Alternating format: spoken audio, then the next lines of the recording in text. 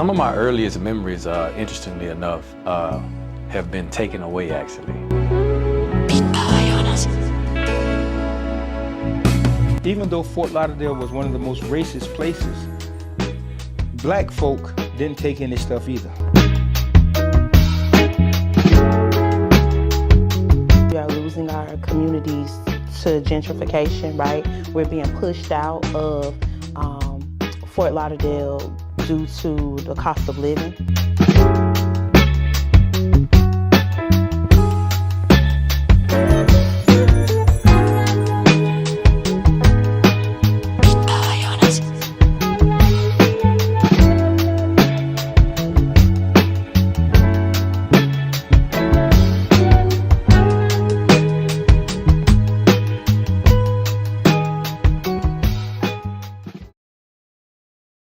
Originally, black people in the early Broward County days were living near the coastline, living near the ocean. But it wasn't until Henry Flagler, when he brought down the H.A.C, the Florida East Coast Railroad, he decided that, well, this is real prime real estate property here.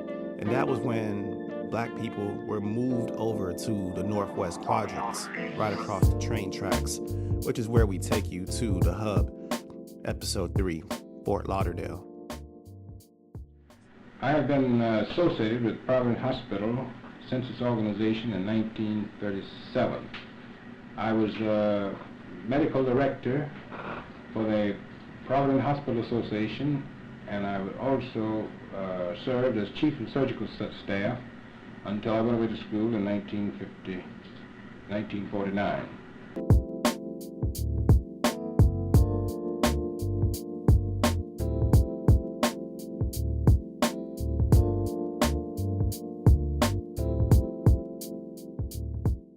What are your earliest memories growing up in Fort Lauderdale? Wow, you know, as soon as you said that, I thought about the apartments over in Sunland Park. They had terrazzo floors. I don't know if you know anything about terrazzo. It's a hard floor made with different stones in it.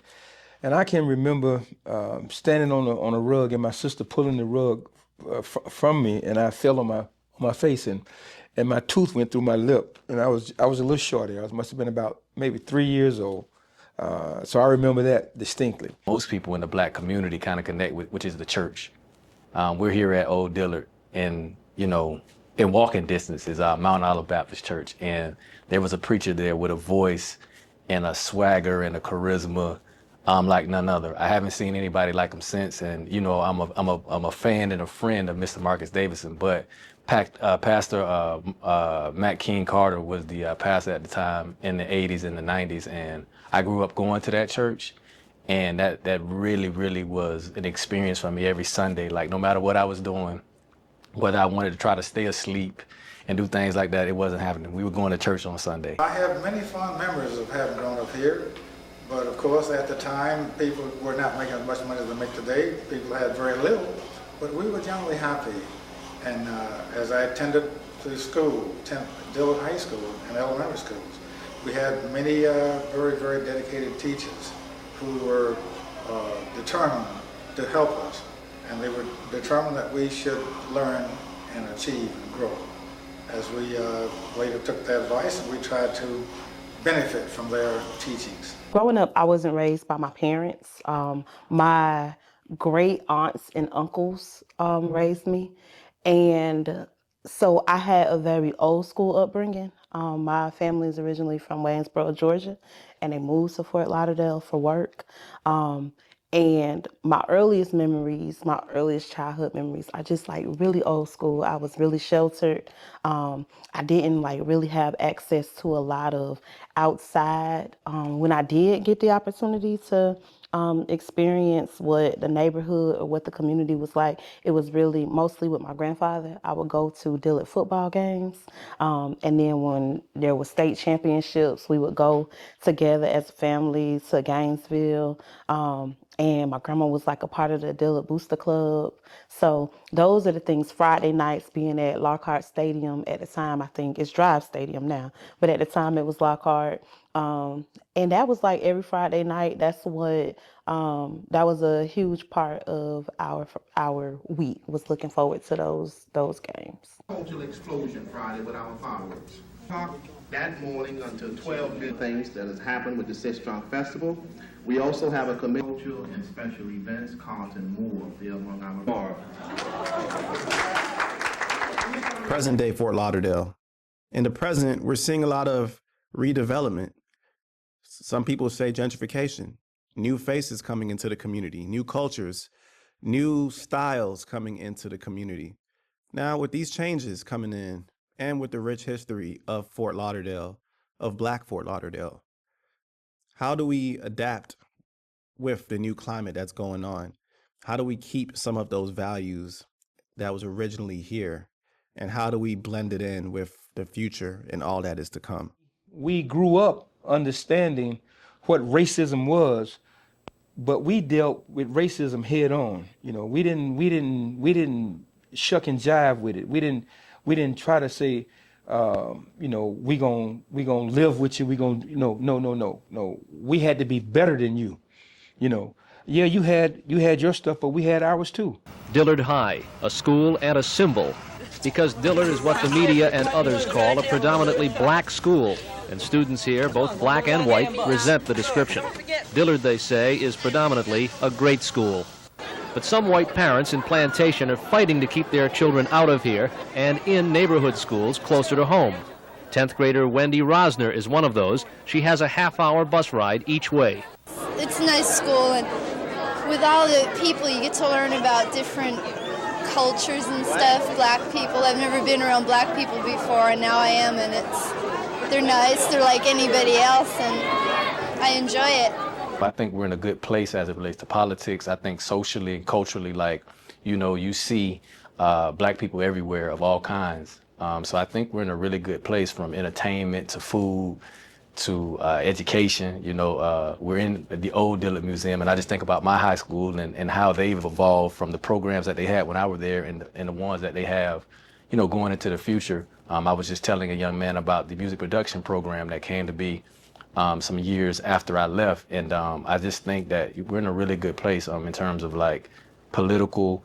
When I think about everything else in terms of like the structural changes and the revitalization of certain communities, although that can lead to other things like gentrification, I see us in a good place right now. Well, the quality of life was rural, and it was a very close-knit community. The community was divided in that Bahamians lived in an area that was divided from the American black. There was not the greatest cohesiveness existing between these two groups at that time. It took southbound all the way to the States. Once, you know what I'm saying, black folks come together.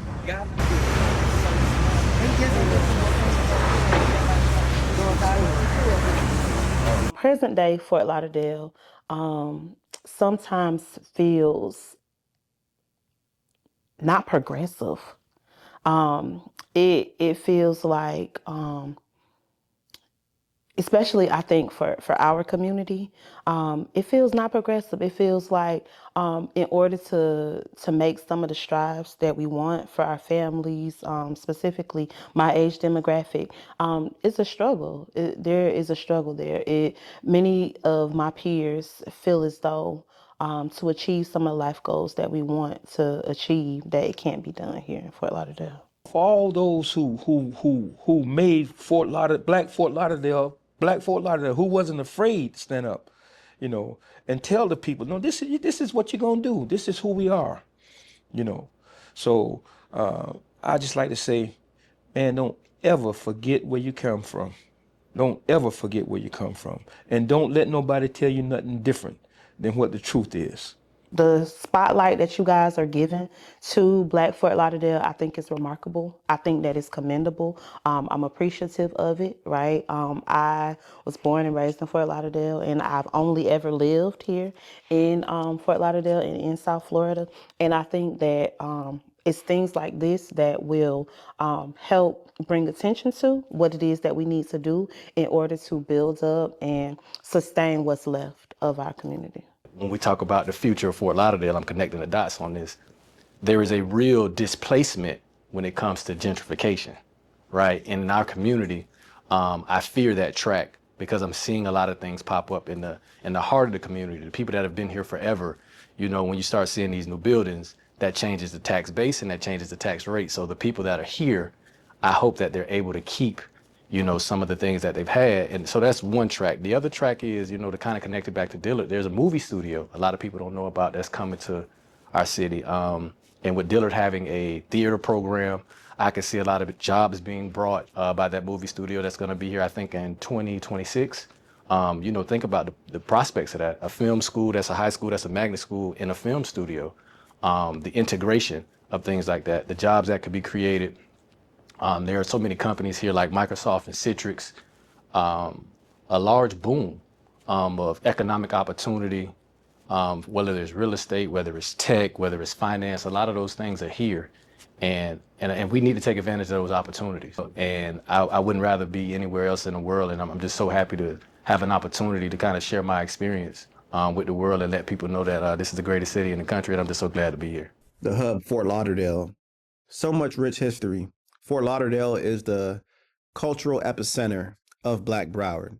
20 minutes take you down to Hallandale. 20 minutes could take you to Deerfield. You are right in the center. You are in the hub of Fort Lauderdale. Sistrunk Boulevard, 5th Avenue, West Side Gazette, the original Old Dillard Museum, Walker Elementary, Bass Brothers. So many different historical landmarks, the Windsor, so many prominent names and people who have come through this corridor. Ella Fitzgerald, Count Basie, Billie Holiday, Cannonball Adderley, all came through here in the hub, Fort Lauderdale. Where do we go from here? What is it that we do? How do we connect on an intergenerational level to find the solutions that's needed to preserve our community stories, but also to maintain a healthy future for our next generation that is coming up in Black Fort Lauderdale, in Black Broward?